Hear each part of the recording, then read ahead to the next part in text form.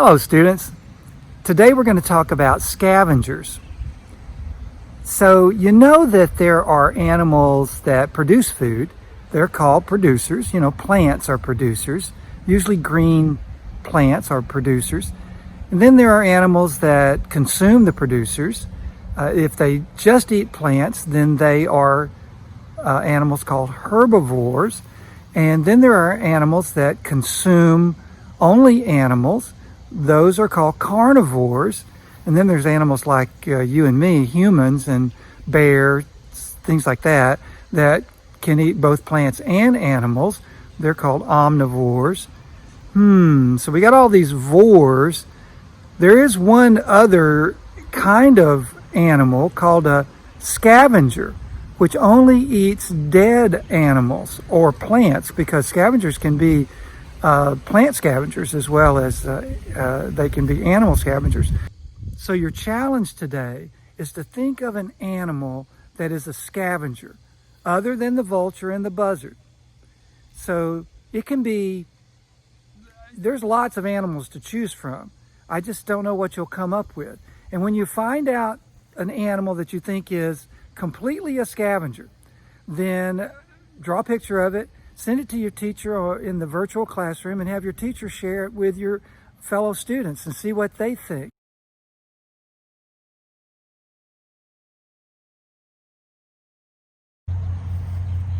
So students, I was wondering what these birds are doing in the middle of the road. What are they doing there?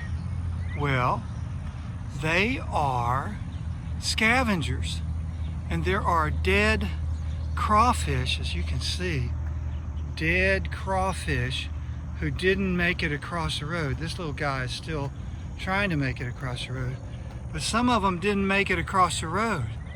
And these blackbirds are scavenging the dead crawfish off the road.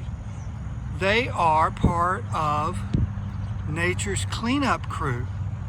They help get all the dead parts of things that are left after they die or something bad happens to them. They clean things up.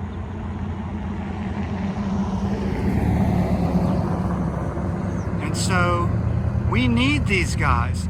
Scavengers are a really, really important part of the food chain. All right, thank you, blackbirds.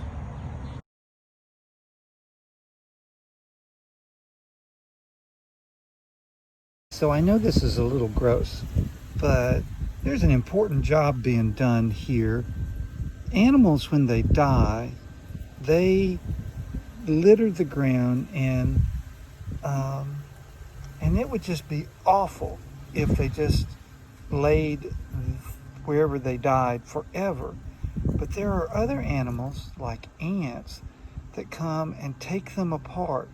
Just literally take them apart and carry the little bits and pieces off. And like I said, I know this is a little bit like kind of gross, but these ants are doing a very important job, taking this dead animal apart, little piece at a time, and carrying it away. Soon there won't be much, if anything, left of this litter. Good morning, students. I'm not going to go into any great detail, but I just noticed a little green frog on the road. It didn't make it across, it got run over. And so the question is, what's going to happen to this dead frog? I mean, over the course of a month or a year, there might be millions of frogs that try to make it across the road, and other animals too, like a crawfish trying to cross the road. There's lots of cars out here. It's difficult for little guys to make it across the road. So what happens to them? Well, the good news is there are animals that come along, find these dead bodies, and they eat them. They take them apart. So they're the garbage collectors. Actually, they're better than that. They're the recyclers for the earth. if they weren't animals that came along and collected these dead body parts and removed them, it would be a pretty awful looking place. So I found this little guy in the road, a little water snake, I think, but he's dead. Didn't make it across the road. It's dangerous for animals to try to cross the road. But anyway, he's dead, and I'm imagining that some scavengers are going to come by and clean him up as well. I'm sorry, little guy. Good morning, students. I'm just following up from yesterday's post about the birds, the blackbirds, that were cleaning up the dead crawfish. And I want to point out, the birds are still out here looking for scraps, but no crawfish. I mean, they have cleaned this place up like it's brand new. Now that's a great job by these scavengers.